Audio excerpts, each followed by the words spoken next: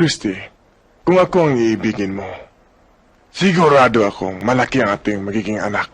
Oo, parang tikbalang. Ako, Tisoy. Christy, pipilitin ko makaipon ng malaking pera. Anong malaking pera? Security guard ka lang eh. Ang liit ng sweldo mo eh. Ako, cute. Ako, Tisoy. Ipagpatayo kita ng malaking bahay. Anong malaking bahay? Ni bahay ng gagamba, wala ka eh. Ako, cute. Ako, Tisoy. Tisoy ka nga, bulol ka naman.